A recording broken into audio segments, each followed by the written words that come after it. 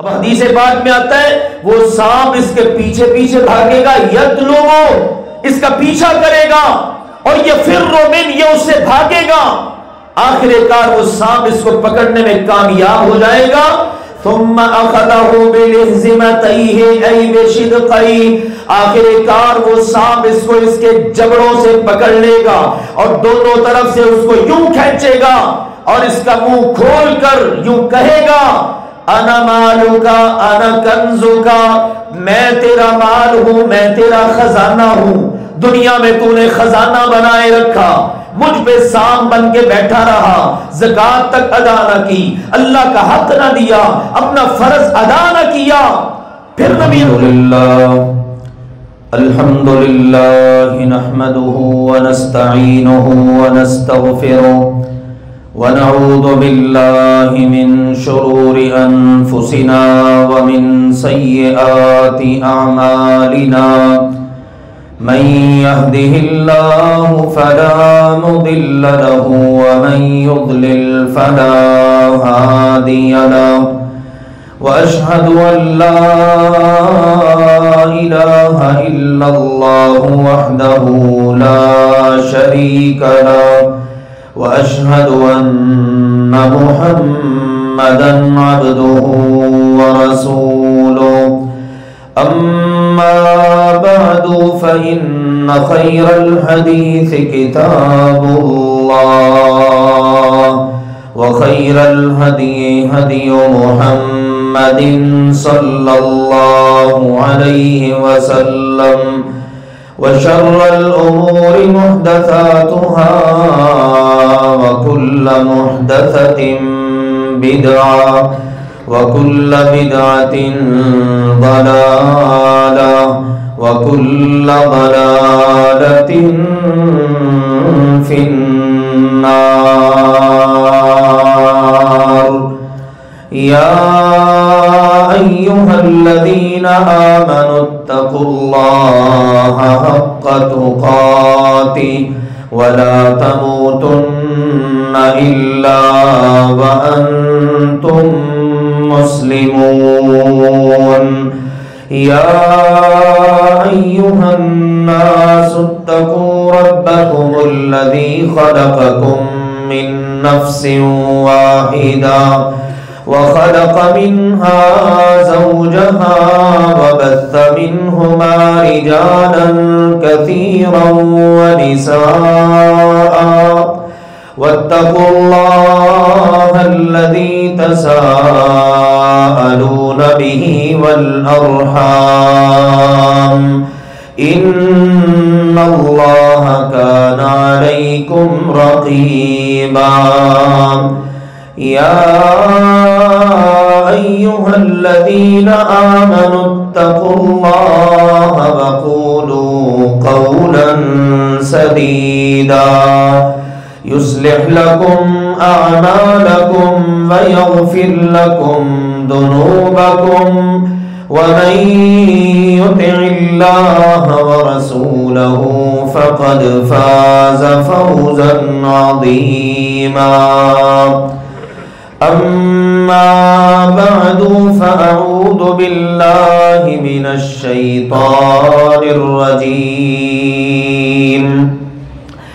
كذبت قبلهم قوم نوح وأصحاب الرس وثمود وعاد وفرعون وإخوان لوط وأصحاب الأيكة وقوم تبع، كل كذب الرسل فحق وعيد.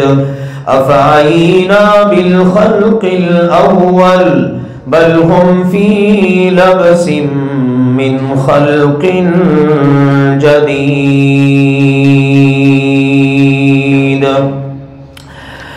وقال جل وعلا في مقام آخر: وما آتيتم من ربا ليربو في أموال الناس فلا يربو عند الله، وما آتيتم من زكاة تريدون وجه الله فأولئك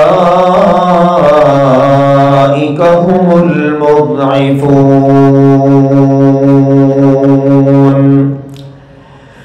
اللہ ذوالجلال والاکرام نے ارشاد فرمایا وَمَا آتَيْتُم مِّن رِّبًا لِّيَرْبُوَ فِي أَمْوَالِ النَّاسِ، اور تم لوگوں کے مالوں میں اضافے کی غرض سے جو بھی سودی لین دین کرو فَلَا يَرْبُو عِندَ اللَّهِ، بس وہ اللہ کے ہاں کبھی بھی نہیں بڑھ سکتا، اس مال میں کبھی اضافہ برکت نہیں ہو سکتی۔ وَمَا آتَيْتُم مِّن زَكَاةٍ تُرِيدُونَ وَجْهَ اللَّهِ، اور تم اللہ کی رضا کے حصول کے لیے جو بھی زکوٰۃ ادا کرو گے فَأُولَئِكَ هُمُ الْمُضْعِفُونَ، تو یقین جانو ایسے ہی لوگوں کے مالوں میں اللہ بہت اضافہ بھی کرتا ہے اور برکت بھی ڈال دیتا ہے۔ اللہ ذوالجلال والاکرام نے اپنا پسندیدہ دین اسلام کو قرار دیا ہے۔ اسلام کے علاوہ کوئی بھی دین اللہ تعالیٰ کے ہاں قابل قبول نہیں ہے۔ اسلام اپنے ماننے والوں کو ہر معاملے میں مکمل رہنمائی فراہم کرتا ہے۔ یہ ادھورا دین نہیں ہے کہ کسی معاملے میں رہنمائی کر دے اور کسی معاملے میں لوگوں کو ان کے حال پر چھوڑ دے، نہیں، بلکہ عبادات، معاملات، اخلاقیات، حتیٰ کہ ایک انسان کی نجی زندگی اور اس کی پرسنل لائف، ذاتی زندگی اس نے کس طرح سے گزارنی ہے، قدم قدم پر یہ اسلام مکمل رہنمائی کرتا ہے۔ اور اس اسلام کو دین بنانے والے ہمارے خالق نے سچ فرمایا الیوم اکملت لکم دینکم، کہ میں نے تمہارے لیے تمہارے دین کو مکمل کر دیا ہے۔ اور مکمل چیز وہی ہوتی ہے جس میں نہ کوئی چیز شامل کی جا سکے نہ اس میں سے کوئی چیز نکالی جا سکے۔ اگر اس میں سے نکالنے کی گنجائش ہو تب بھی وہ مکمل نہیں ہے، اور اگر اس میں کوئی چیز شامل کرنے کی گنجائش ہو تب بھی وہ مکمل نہیں ہے۔ اس لیے میرے عزیزو، اللہ کا دین بالکل مکمل ہے، اس میں نہ کوئی چیز شامل ہو سکتی ہے نہ نکالی جا سکتی ہے۔ شامل کرنے والا، نکالنے والا، وہ در حقیقت بہت بڑی جرت کرتا ہے، وہ اپنے آپ کو اللہ کے مقام پر فائز کر بیٹھتا ہے، کیونکہ اسلام کے اندر کوئی ترمیم کرنا، رد و بدل کرنا، اس میں کسی چیز کو شامل کرنا، اس میں سے نکالنا، پہلی امت کو کیا حکم تھا، دوسری کو کیا دیا، کس کے لیے کیا کرنا ہے، یہ سارا اختیار صرف اللہ کے پاس ہے۔ اللہ ذوالجلال والاکرام نے یہ جو ہمیں دین دیا، اسلام دیا، ہمارے پیارے نبی کریم صلی اللہ علیہ وآلہ وسلم نے ہمیں بتایا کہ اس اسلام کی جو عمارت ہے اس کے 5 ستون ہیں، پلرز آف اسلام، 5 ستونوں پر یہ عمارت کھڑی ہے۔ سب سے پہلا ستون ہے اس کا کلمہ شہادت۔ جس وقت بندہ وہ اپنی زبان سے بولتا ہے، دل سے تصدیق کرتا ہے اور اس بات کا عزم کرتا ہے میں عمل اس کے مطابق کروں گا، اس نے اسلام کا پہلا ستون کھڑا کر دیا۔ اس کے بعد دوسرا ستون ہے نماز، جو اس نے روزانہ 5 وقت ادا کرنی ہے اور یہ فرض ہے، اس کے بغیر کوئی چارہ نہیں۔ اسی لیے احادیث میں کلیئر ہے، جس نے نماز والا ستون گرا دیا سمجھ لیں کہ اس نے سارا دین ہی گرا دیا۔ تیسرا پلر اسلام کا اور ستون وہ ہے زکوٰۃ، اور چوتھا ہے روزہ، پانچواں ہے حج۔ یہ 5 ستون ہیں اسلام کے، اور نبی اکرم صلی اللہ علیہ وآلہ وسلم نے فرمایا بنی الاسلام علی 5، ان 5 ستونوں پر اسلام کی عمارت کھڑی ہے۔ ان میں سے جو تیسرا ستون ہے زکوٰۃ، اس کے متعلق آج اللہ کی توفیق سے کچھ بات کرتے ہیں کہ زکوٰۃ اس کی اہمیت کیا ہے، فرضیت، فضیلت، نہ دینے پر وعید کیا ہے، کن کن مالوں پر زکوٰۃ فرض ہے اور کن کو زکوٰۃ دینی ہے۔ موضوع اگرچہ ہر ایک اس بات کا متقاضی ہے کہ اس کے لیے بالتفصیل الگ الگ خطبات میں بات ہو، لیکن ہم اللہ کے فضل و کرم سے اختصار سے خلاصتاً اہم اور ٹو دی پوائنٹ چند باتیں عرض کریں گے تاکہ زکوٰۃ ادا کرنے والوں کو اس بات کا اندازہ ہو کہ زکوٰۃ اس کی اسلام میں کیا تعلیمات ہیں۔ نماز سے متعلق اللہ کے فضل و کرم سے آپ جانتے ہی رہتے ہیں، اندازہ بھی ہوتا ہے، گاہے گاہے موضوعات بھی سننے کو ملتے ہیں۔ رمضان آگے اللہ کے فضل و کرم سے آ رہا ہے، اللہ تعالی ہم سب کو ایمان و صحت کی سلامتی کے ساتھ نصیب فرمائے۔ اس میں انشاءاللہ رمضان کی باتیں ہوں گی، رمضان کے تذکرے ہوں گے۔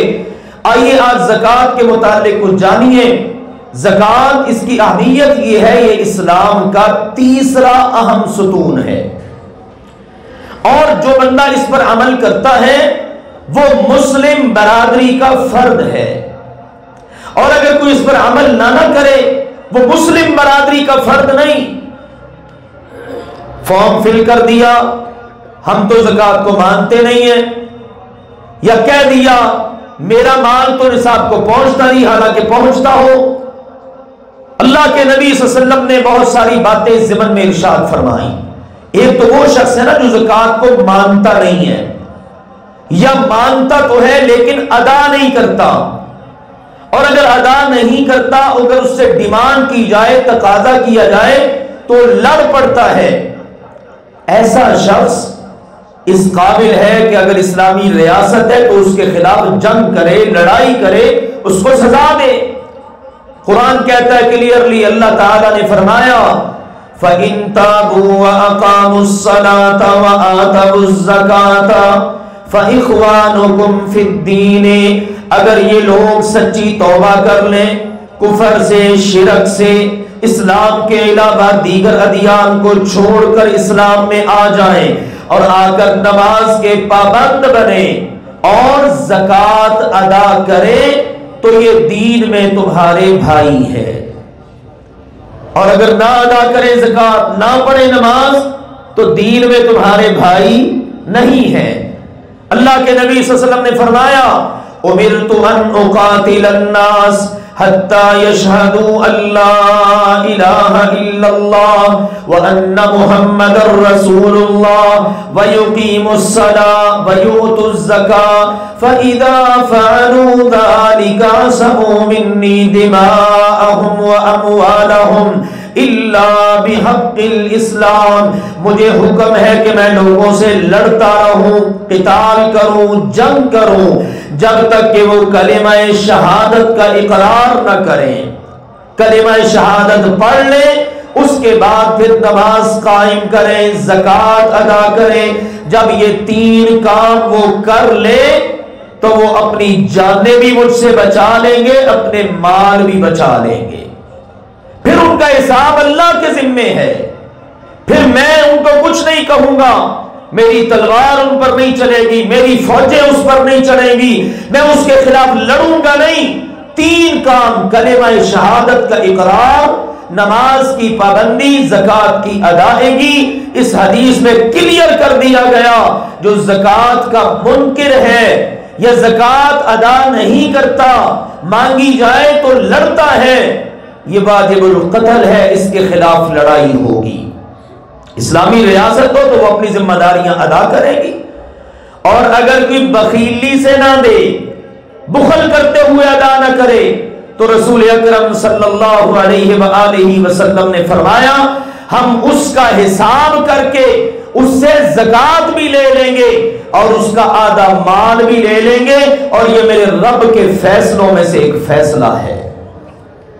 جب آدھا مال آ جائے گا پھر زکات اس پر فرض رہے گی نہیں، کیونکہ نصاب کو نہیں پہنچے گا۔ تو مقصد کیا ہے کہ اگر مال کا مالک ہے، مال نصاب کو پہنچ گیا ہے، زکات ادا نہیں کرتا، یہ اس بات کا اہل نہیں ہے کہ اس کے پاس مال ہو، دولت ہو، یہ نااہل آدمی ہے کہ اپنے مال کی زکات ہی نہیں دیتا۔ اسلامی ریاست اگر ہو تو اس کا آدھا مال ضبط کر لے کہ بھی تو نے زکات ادا کیوں نہیں کی۔ اس قدر اہمیت ہے میرے عزیزو زکات کی اسلام کے اندر۔ تو یہ زکات اسلام کا تیسرا ستون اور اس قدر اہمیت کا حامل معاملہ، اور جو پھر اس کو ادا نہ کرے دنیا کے اندر اس کی اس طرح سے سرزنش اور اس پر تعزیرات اور اس کی کھچائی اور اس کی سزا، اور قیامت کے دن نبی اکرم صلی اللہ علیہ وآلہ وسلم نے فرمایا من آتاہ اللہ مالا فلم یؤد زکاتہ، جس خوش نصیب کو اللہ مال دے دے لیکن پھر وہ بن جائے بد نصیب کہ اس مال کی زکات ہی ادا نہ کرے، سانپ بن کے بیٹھ جائے، کہتے ہیں نا سانپ بن کے بیٹھ گیا ہے۔ فرمایا اس کو اللہ نے مال دیا لیکن اس نے اس کی زکات ادا نہ کی، قیامت کے دن آئے گا مثل له ماله شجاعا اقرا، قیامت کے دن اللہ تعالیٰ اس کے مال کو ایک زہریلے سانپ جیسی شکل میں بدل دے گا۔ دنیا میں یہ مال پہ سانپ بن کے بیٹھا ہوا تھا نا، آج اس کا مال سانپ بن گیا، زہریلا سانپ جس کی 2 آنکھیں ہیں اور سیاہ قسم کے اس کی آنکھوں پر دھبے ہیں۔ اب حدیث پاک میں آتا ہے وہ سانپ اس کے پیچھے پیچھے بھاگے گا، یطلبو، اس کا پیچھا کرے گا، اور یہ فرّ من، یہ اس سے بھاگے گا، آخر کار وہ سانپ اس کو پکڑنے میں کامیاب ہو جائے گا۔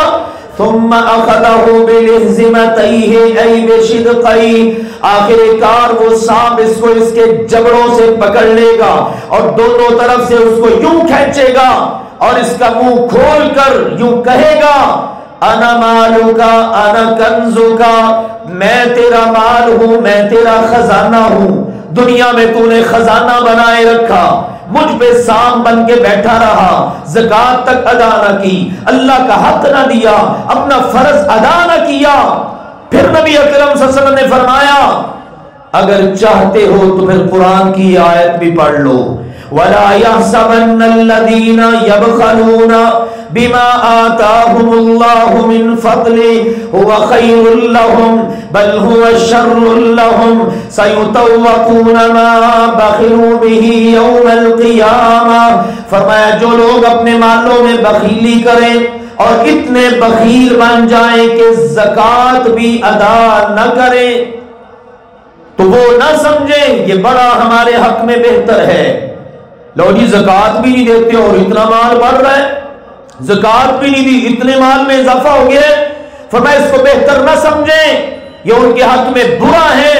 سَيُطَوَّقُونَ مَا بَخِلُوا بِهِ يَوْمَ الْقِيَامَةِ، قیامت کے دن اسی مال کا جس میں یہ بخیلی کرتے تھے نا، توق بنا کر ان کے گلوں میں پہنا دیا جائے گا۔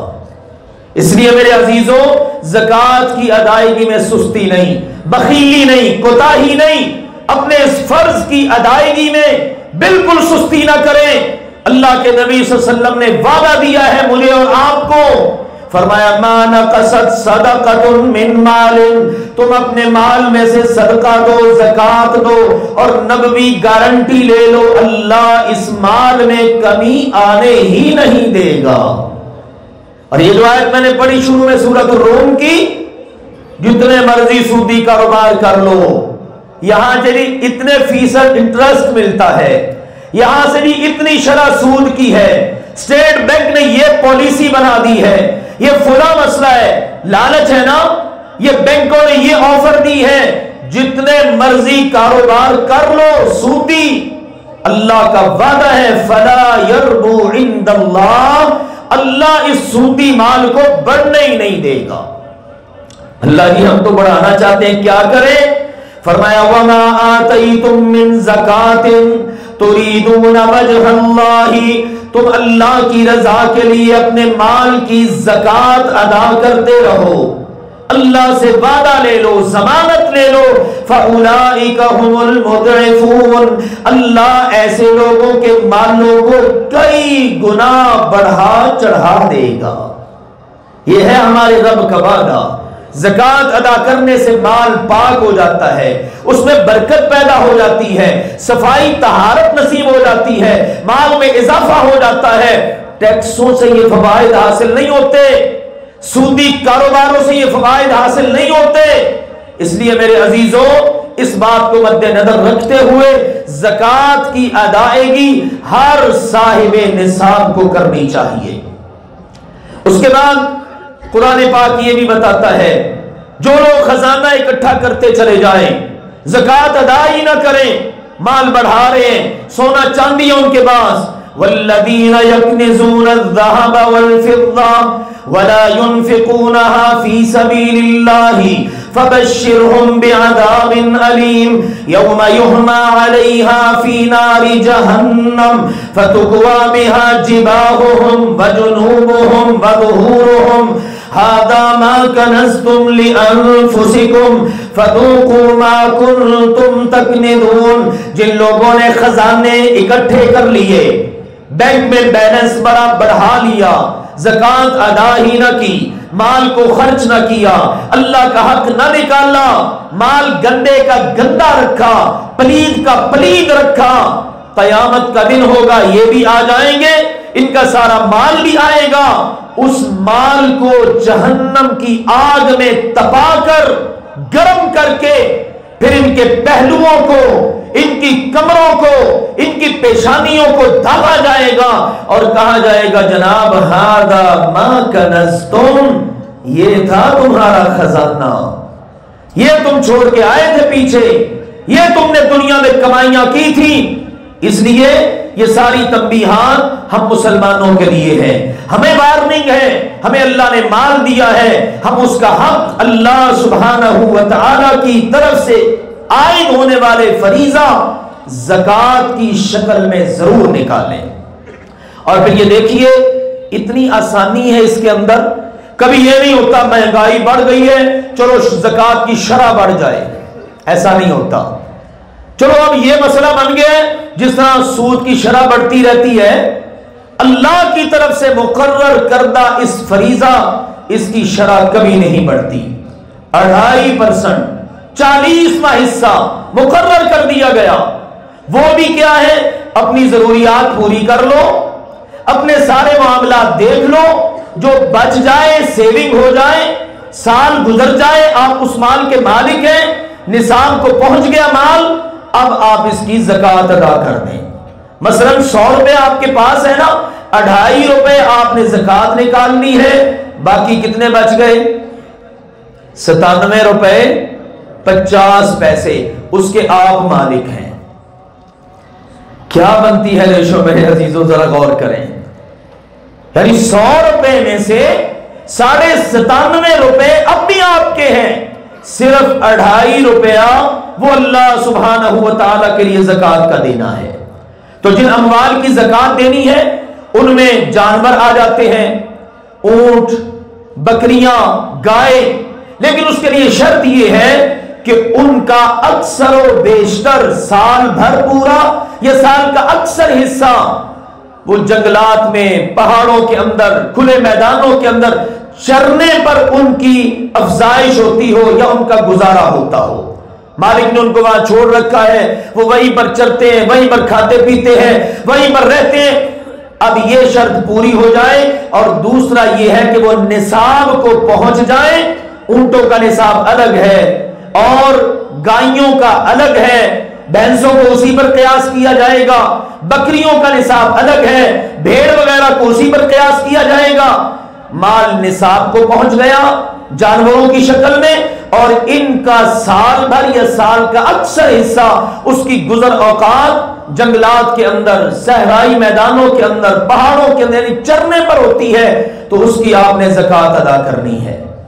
اور اگر آپ نے پالتو جانور رکھے ہوئے ہیں، آپ ان کو چارہ ڈالتے ہیں، ان سے دودھ لیتے ہیں، وہ آپ آگے نکالتے ہیں، ایک کاروبار کر رہے ہیں، تو اس کی جو آمدنی ہوگی اس کی آپ نے زکوٰۃ ادا کرنی ہے اگر وہ نصاب کو پہنچ جائے۔ اگر آپ جانوروں کا کاروبار کرتے ہیں، خریدا بیچ دیا، اب اس کا آپ نے سال کے بعد حساب لگانا ہے، میرے پاس کتنی رقم بنتی ہے ان جانوروں کی خریداری پر، ان کے بیچنے پر، وہ ساری کی ساری آپ نے جمع کرنی ہے۔ میں کتنے مال کا مالک ہوں تو اس کی آپ نے زکوٰۃ ادا کر دینی ہے۔ اسی طرح سے باقی کے جانوروں کی بات ہے، مرغیوں کا فارم بنا رکھا ہے، دیگر جانوروں کے فارم بنا رکھے ہیں، ان پر جو آپ نے خرچ کر رکھا ہے اور جس مال کے آپ مالک ہیں، آپ نے سال کے بعد اس کی زکوٰۃ ادا کرنی ہے۔ اس کے بعد دوسری چیز ہے سونا، چاندی اور نقدی۔ اسلام بڑا خوبصورت دین ہے۔ اسلام کہتا ہے انسان کے استعمال کے اندر جو چیزیں آئیں نا وہ بھی صاف ستھری ہوں، پاک صاف ہوں۔ نبی اکرم صلی اللہ علیہ وآلہ وسلم نے یعنی شریعت مطہرہ نے بڑی خوبصورت تعلیمات دے دی۔ ارشاد فرما دیا گیا، ایک ہوتا ہے دینار، ایک ہوتا ہے درہم۔ دینار ہوتا ہے سونے کا اور درہم ہوتا ہے چاندی کا۔ دینار اگر ہو 20 یعنی یوں کہہ لیجیے 70 گرام سونا ہے، 70 گرام سونا۔ تفصیلات اہل علم نے بیان کر دی ہیں، میں خلاصتاً عرض کرتا ہوں شارٹ کٹ، یعنی 20 دینار کتنا سونا بنتا ہے؟ آج کل چونکہ گرام کے حساب سے چلتا ہے نا، 70 گرام سونا اگر کسی کے پاس ہے تو یہ بندہ اس کا مال نصاب کو پہنچ گیا، اس نے اس میں سے زکوٰۃ ادا کرنی ہے، اور زکوٰۃ ادا کرنی ہے 20 دیناروں میں سے صرف آدھا دینار۔ 20 دینار میں سے کتنا؟ صرف آدھا، 19.5 دینار کا یہ مالک ہے، آدھے دینار کا یہ مالک نہیں ہے، وہ زکوٰۃ میں جائے گا، وہ اللہ کا مال ہے۔ اسی طرح سے درہم اگر ہے تو 200 درہم جو بنتے ہیں 460 گرام، 200 درہم 460 گرام۔ چاندی اگر کسی کے پاس اتنی چاندی ہے 460 گرام، یہ بندہ اس کا مال نصاب کو پہنچ گیا، اس نے اب زکوٰۃ دینی ہے۔ 200 درہم میں سے کتنے درہم بنے گی زکوٰۃ؟ 5 درہم، 40واں حصہ 5 درہم صرف، یوں کہہ لیجیے 195 درہم اس کے ہیں اور 5 کس کے ہیں؟ اللہ کے۔ یہ اس نے زکوٰۃ دینی ہے۔ اب رہ گئی نقدی۔ نقدی کا نصاب، اب چونکہ اللہ کے نبی صلی اللہ علیہ وسلم کے زمانے میں تو 20 دینار 200 درہم یہ قریب قریب تھے، ایک جیسی قیمت بنتی تھی، لیکن اب بڑا فرق ہے۔ اب دیکھا جائے گا چاندی کا، یعنی بندے کے پاس اتنی نقدی ہو، اتنے روپے ہوں، اتنے پیسے، ڈالر یا جو بھی کرنسی چلتی ہے دنیا کے اندر، اتنی ہو تو اس کے ساتھ بندہ 460 گرام چاندی خرید سکتا ہے، تو بندے کے اوپر زکوٰۃ فرض ہے۔ اور اس کے لیے سال گزرنا ضروری ہے، سال پورا گزر جائے اس کے پاس، اس کی ملکیت میں۔ بعض اوقات ایسا ہوتا ہے بندے کے پاس نقدی ہے، کہیں انویسٹ کر رکھی ہے، یا آگے سامان تجارت میں عرض کرتا ہوں تجارتی اموال کی زکوٰۃ میں، لیکن بعض اوقات انویسٹمنٹ کی اور اس سے مال مل گیا، وہ مال درمیانے سال میں اگر آ جائے تو اس نے اس کی زکوٰۃ اس کے ساتھ ہی ادا کرنی ہے۔ تو مقصد یہ ہے کہ 460 گرام چاندی خریدنے کی اگر آپ کے پاس اس مالیت کی رقم ہے تو آپ نے سال کے بعد اس کی زکوٰۃ دینی ہے۔ شرط یہ ہے مال نصاب کو پہنچے، نصاب یہ ہے جو میں بتا رہا ہوں، مال کو اس کے پاس، مالک کے پاس سال گزر جائے اور بندہ مال کا مالک ہو۔ اب دیکھیں نا، اگر کسی کو آپ نے قرضہ دے رکھا ہے اور اس سے ملنے کی امید نہیں ہے، یار بڑا پیچھا کر رہا ہوں، دے نہیں رہا، ہر روز آئے روز جناب اگلا ٹائم، اگلا دن، سال مانگ رہا، مہینے مانگ رہا، پتہ نہیں ملتا بھی ہے کہ نہیں۔ اب یہ ایسے ہی ہے جیسے آپ اس مال کے مالک نہیں ہیں۔ ہاں اگر وہ مل جاتا ہے کسی وقت تو آپ اس سال کی زکوٰۃ ادا کر دیں گے۔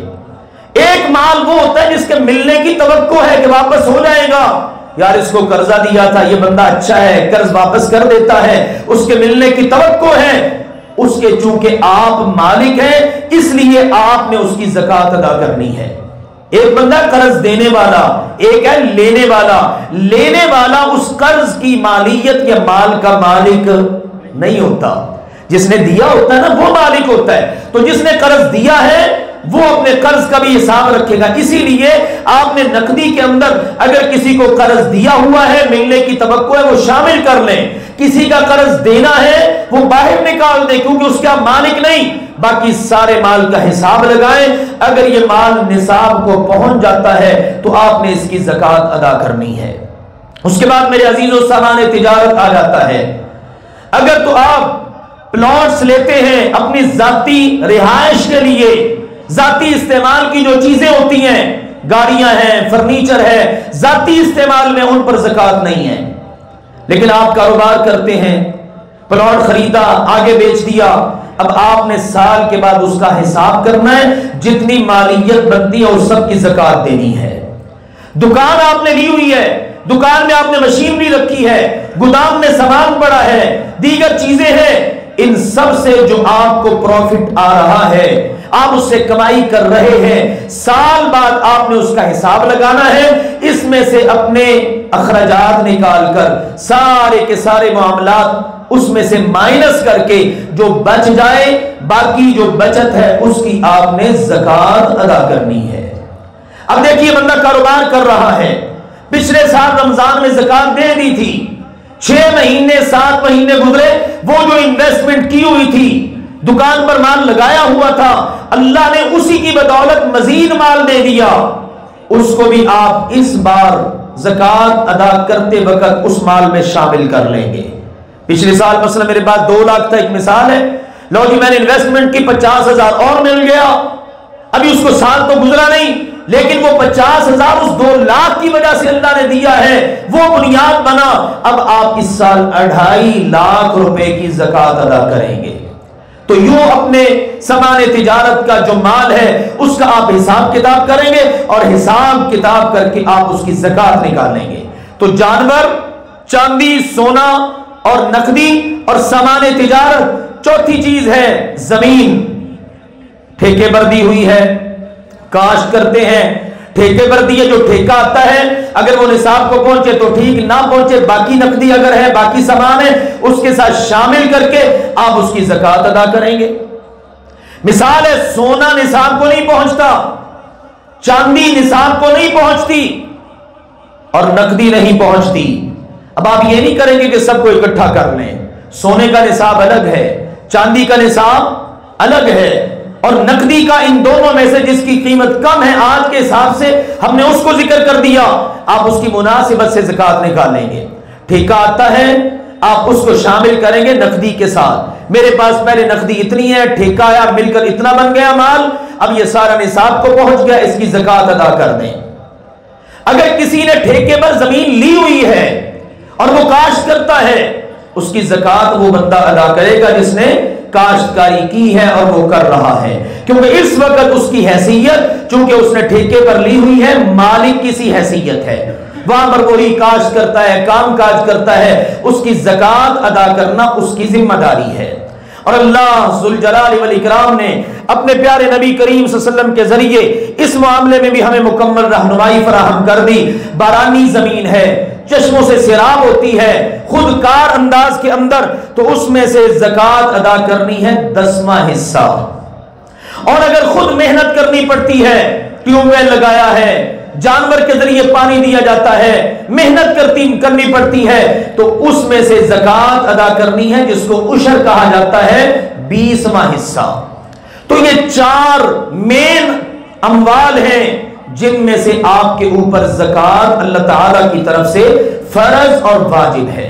اور جیسے میں نے آپ کو بتایا اس کی بڑی اہمیت ہے، اس میں کوتاہی نہیں۔ اگر کسی قسم کا آپ کے ذہن میں سوال آتا ہے، اہل علم سے استفسار کریں، پوچھ لیں کہ جناب زکات یہ میرے پاس مال ہے، بتائیے میں نے اس کے حوالے سے کیا زکات ادا کرنی ہے، یہ میرا مسئلہ ہے، اس حوالے سے رہنمائی فرمائیے۔ اب یہ قرض کا بڑا مسئلہ آتا ہے، اسی طرح مسئلہ ایڈوانس دیا ہوا ہے، دکان کرائے پر لی، مکان کرائے پر لیا، ایڈوانس دے دیا، اب ایڈوانس کا مالک کون ہے؟ کرایہ دار۔ کون مالک ہے؟ کرایہ دار. مثلا میں نے دکان کرائے پر لی ہے, میں نے مالک کو دیا ہے, ایک مثال ہے, ایڈوانس کے اندر 5 لاکھ روپیہ. اب اس 5 لاکھ کا مالک دکان کا مالک نہیں ہے, میں ہوں مالک, تو میں نے اس کی زکوٰۃ ادا کرنی ہے. وہ میرا مال ہے, میں اس کی زکوٰۃ ادا کروں. قرض کی بات میں نے آپ کو بتا دی کہ اگر قرض کے ملنے کی توقع ہے آپ ہر سال اس کی زکوٰۃ ادا کریں, ملنے کی توقع نہیں ہے نہ ادا کریں, جب مل جائے تو اس سال کی آپ زکوٰۃ ادا کر دیں. یہ مین چند ایک اہم مسائل ہیں جو عموماً پیش آتے ہیں. اگر کوئی مسئلہ ہو تو آپ اللہ کے فضل و کرم سے استفسار کر سکتے ہیں. اور یاد رکھیے یہ زکوٰۃ کے 8 مصارف ہیں جہاں آپ نے دینی ہے, قرآن نے ان کو بیان کر دیا. انما الصدقات للفقراء والمساکین والعاملین علیہا والمؤلفۃ قلوبہم وفی الرقاب والغارمین وفی سبیل اللہ وابن السبیل فریضۃ من اللہ. یہ اللہ کی طرف سے فرض ہے کہ آپ نے زکوٰۃ, صدقات, یہ عشر وغیرہ کن کو دینا ہے؟ فقراء کو. فقیر جو مسکین سے بھی زیادہ بری حالت میں بیچارہ ہوتا ہے, کچھ کما نہیں سکتا, کچھ کر نہیں سکتا, کنگال تلاش ہوا بیٹھا ہے. مسکین دوسرے نمبر پر محنت کرتا ہے, کوشش کرتا ہے, لیکن پوری نہیں بن پاتی. اور والعاملین علیہا, اسلامی ریاست ہے, اسلام کا نظام ہے, عامل مقرر ہے, زکوٰۃ لاتے ہیں, جمع کرتے ہیں, حساب کتاب رکھتے ہیں, آگے لوگوں تک پہنچاتے ہیں. یہ جتنے کام کاج کرنے والے ہیں امیر وقت ان کا وظیفہ مقرر کر دے, ان کے لیے تعین کر دے, بھلے وہ مالدار کیوں نہ ہو وہ اس کو لے سکتے ہیں. اسی طرح سے والمؤلفۃ قلوبہم, کوئی غیر مسلم ہے, اسلام کی طرف مائل ہے, دل میں اسلام مسلمانوں کی الفت ڈالنے کے لیے اس کو زکوٰۃ دی جا سکتی ہے. مسلمان ہو چکا ہے, مالی حالات سے پریشان ہے, اس پر آپ زکوٰۃ صرف کریں. وفی الرقاب, گردنیں چھڑانے کے لیے, قیدی ہے, غلام ہے بیچارہ, یا کسی کو اس نے ضمانت دی تھی اس میں پھنس گیا, اس طرح کے بہت سارے مسائل بن جاتے ہیں. والغارمین, مقروض آدمی ہے, قرض اتنا چڑھ گیا ادا ہی نہیں ہو پا رہا, اس کو بھی آپ زکوٰۃ دے سکتے ہیں. وفی سبیل اللہ, اور اللہ کی راہ کے اندر جہاد فی سبیل اللہ سر فہرست. پھر اسی طرح سے مدارس اور اہل علم, کسی کو کتاب لے کر دے دی, کوئی اور اس طرح کے اللہ کی راہ کے کتنے سارے کام ہیں. یہ دائرہ بہت وسیع ہے, اہل علم نے اس کو بڑی شرح و بسط کے ساتھ ذکر فرما دیا. آخری اور 8واں مصرف ہے وابن السبیل, مسافر آدمی, گھر سے نکلا, اچھے حالات تھے, لیکن راستے کے اندر سفر میں سارا مال صرف ہو گیا, اب یہ بیچارہ دینے والا تھا لینے والا بن گیا, اس پر بھی زکوٰۃ صرف ہو سکتی ہے. تو یہ 8 مصارف ہیں جہاں پر زکوٰۃ صرف کی جا سکتی ہے. اللہ سبحانہ و تعالی ہم سب کو قرآن و سنت کا فہم عطا فرمائے اور اپنی اور اپنے پیارے نبی کریم صلی اللہ علیہ وسلم کی فرما برداری میں زندگی گزارنے کی اللہ توفیق دے. وآخر دعوانا ان الحمد للہ رب العالمین. سبحانك اللهم وبحمدك أشهد أن لا إله إلا أنت أستغفرك وأتوب إليك.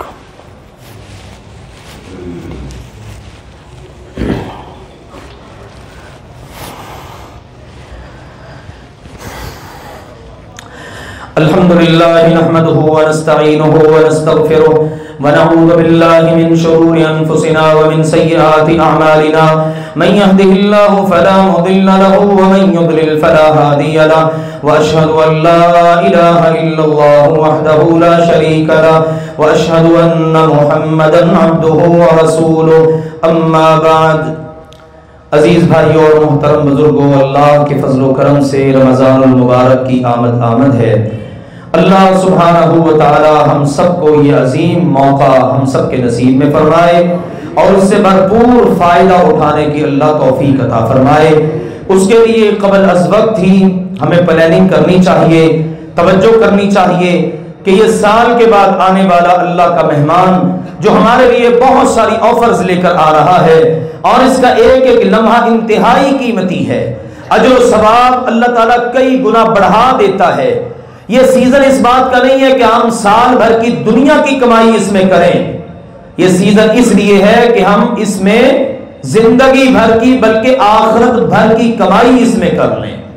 کیا پتا یہ ہماری زندگی کا آخری رمضان ہو, ابھی تو یہ بھی نہیں پتا کہ نصیب میں ہو کہ نہ ہو.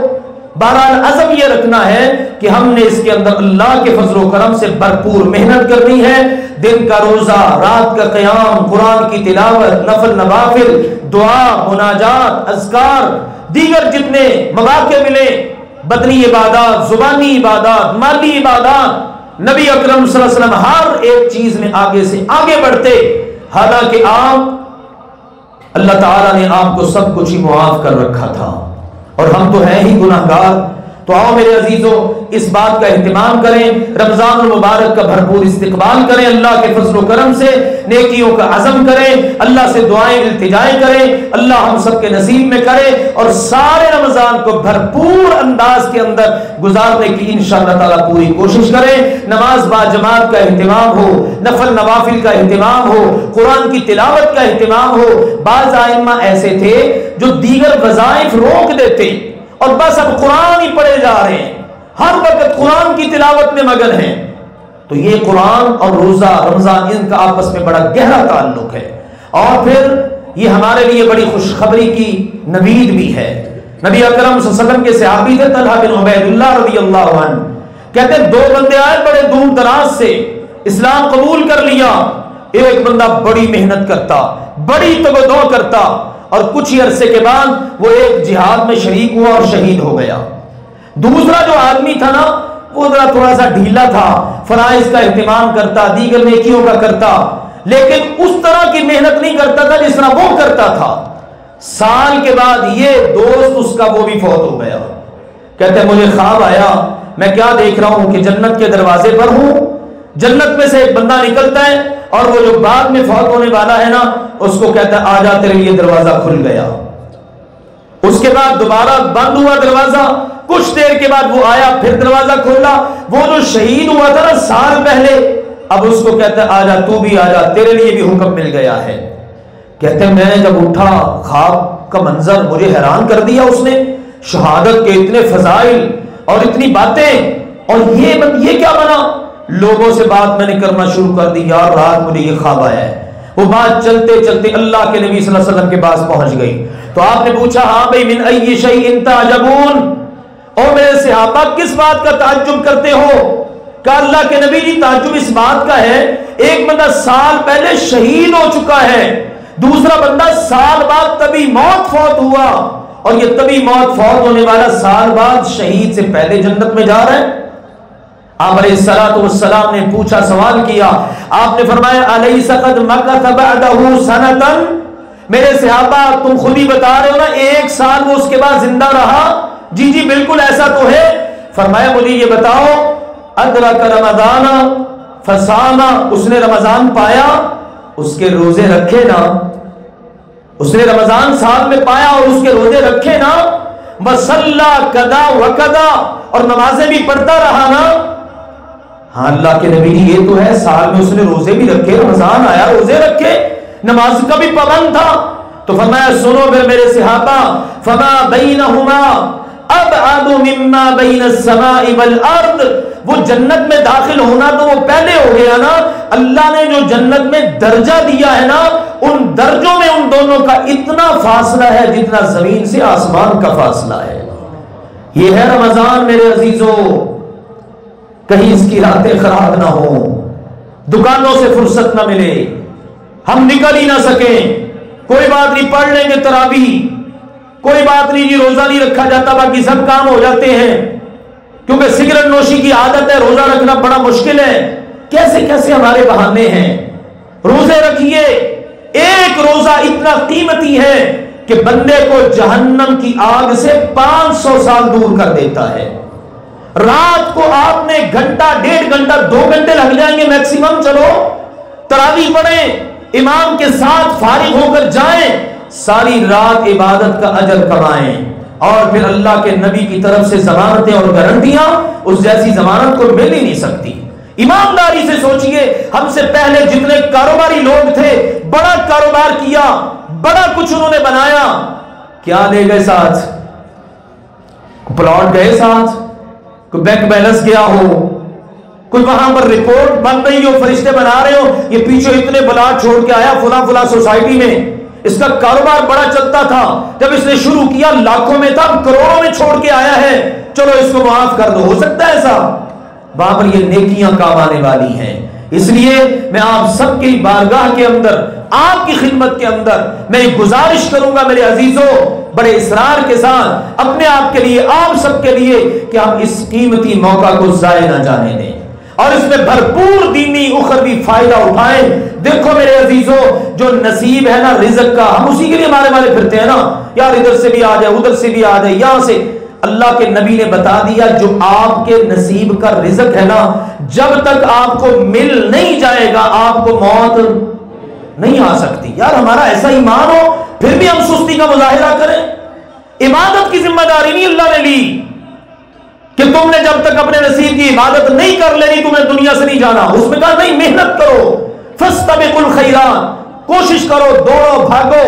اس لیے یہ بات کرنے کا مقصد یہ ہے، میں اور آپ اللہ کے فضل و کرم سے ہمت کریں اور یہ چند دن پلاننگ کریں، اس انداز میں اپنے 24 گھنٹے گزاریں گے، دن یوں گزرے گا، رات یوں گزرے گی، اور جب گزرے مکمل ہو سال، پھر ہمارا دل گواہی دے یار واقعی ہم نے محنت کر لی ہے، پھر اللہ کی طرف سے بھی اعلان ہو کہ یہ بندے ہیں جن کو جہنم سے میں نے بھی آزاد کر دیا ہے۔ اللہ کے فضل و کرم سے اپنے اس مرکز میں ہمیشہ کی طرح بندوبست ہوتا ہے، پہلے بھی اب بھی ہوگا۔ خواتین کے لیے کل سے انشاءاللہ دورہ تفسیر قرآن شروع ہو رہا ہے، صبح 9 بجے سے 12 بجے تک۔ سننے والی تمام خواتین اور بیٹھے ہوئے تمام حضرات اپنے گھر کی خواتین کو بھی آگاہ کریں، اور صبح 9 بجے سے 12 بجے تک ہماری بیٹیاں، ہماری بہنیں، ہماری مائیں تشریف لایا کریں، قرآن پاک کو سمجھیں، تفسیر قرآن کا دورہ کریں، 3 گھنٹے روزانہ ان کے اللہ کے فضل و کرم سے اللہ کے کلام کے ساتھ گزرے۔ اس کے ساتھ ساتھ میرے عزیزوں فجر کے بعد انشاءاللہ دروس کا اہتمام، ظہر کے بعد درس حدیث انشاءاللہ، عشاء کے بعد نماز تراویح ہے، عصر کے بعد ترجمہ قرآن کلاس ہے۔ یوں انشاءاللہ رمضان میں اسی طرح یہ بہاریں اللہ کے فضل سے ہوں گی۔ کہتے ہیں یہ چشمہ بہ رہا ہے، نہر بہ رہی ہے، دریا بہ رہا ہے، جس کا دل چاہتا ہے آئے اس سے مستفید ہو۔ آخری گزارش میری یہ ہے، پچھلے جمعے میں نے توجہ دلائی تھی، آپ سب کو پتا ہے بجلی کا کس قدر بوجھ ہے، سولر سسٹم کا ہم نے پروگرام بنایا، پچھلے جمعے میں نے اعلان کیا 1 واٹ کی قیمت کتنی ہے؟ صرف 200 روپیہ۔ یار ہم 200 روپیہ بھی نہیں دے سکتے، ہم اپنے بچوں کو تو ماشاءاللہ 1000 بھی دے دیتے ہیں۔ کوئی خوش نصیب میرے بھائی ایسے بھی ہیں جو ماشاءاللہ 10 واٹ بھی دے سکتے ہیں، یار 2000 روپیہ دینا بھی کوئی مسئلہ ہے؟ یار 1,09,000 کی ایک پلیٹ اپنی طرف سے سولر کی لگوانا کوئی مسئلہ ہے؟ کہاں ہے وہ خوش نصیب جو یہ کر سکتے ہیں؟ اللہ کے گھر کے اندر یہ روشنیاں جلیں گی، بچے پڑھیں گے، بچیاں پڑھیں گی، آپ کو نہیں ادراک کہ اس کا کتنا آپ کو اجر ملنے والا ہے، اور یہ کتنی بڑی انویسٹمنٹ ہے۔ یا مجھے دنیا میں پتا چل جائے یار مجھے 10% ملنے والا ہے، اتنا جناب مجھے مارک اپ ملے گا، میں فوراً انویسٹمنٹ کر دیتا ہوں۔ عثمان رضی اللہ تعالیٰ کے اونٹ مدینے میں داخل ہوئے، تاجر آ گئے، اتنا دیتے، کہا جتنا میں نے اللہ سے لینا ہے تم دے ہی نہیں سکتے، آؤ اللہ کے ساتھ کی تجارت کرو۔ میرے عزیزوں ذمہ داریاں لو اللہ کے فضل و کرم سے۔ 545 واٹ کی ایک پلیٹ بنتی ہے، ہم اس کی شروعات کرنا چاہتے ہیں، رمضان کا بل ہمارے بس میں نہیں رہتا، میں بھی نہیں یہ چاہتا کہ ہر مہینے ہی آپ کو توجہ دلاؤں۔ اب آپ اندازہ کریں پچھلے رمضان میں میرے بھائیوں ساتھیوں نے وعدہ کیا، کاروباری حالات واقعی ڈسٹرب ہیں، لیکن اس وقت کوئی 6 سے 7 ماہ ہو چکے ہیں وہ ہمارے بھائی بل ادا نہیں کر سکے۔ ہر بندہ ہی متاثر ہوتا، تو کیوں نہ ہم سارے دست و بازو بنے اور مل کر اللہ کے فضل و کرم سے اپنے دوستوں کو بھی توجہ دلائیں، احباب کو توجہ دلائیں۔ یار ہمارے مرکز میں مسجد بھی ہے، مدرسے بھی ہیں، ماشاءاللہ بچے بچیاں پڑھتے ہیں، 5 وقت نماز ہوتی، آؤ یہ صدقہ جاریہ کرو۔ تو یہ میری آپ سب سے گزارش ہے، اللہ آپ سب کو برکتیں عطا فرمائے، اللہ کے گھر میں روشنی کا بندوبست آپ کریں، آپ کی قبروں میں روشنی کا بندوبست اللہ کرے گا، اللہ کے گھر کے اندر ٹھنڈک اے سی کی شکل میں اور ہواؤں کی شکل میں پنکھوں کے ساتھ آپ کریں، اللہ آپ کی قبروں کو ٹھنڈا کرے گا۔ وآخر دعوانا ان الحمد للہ رب العالمین۔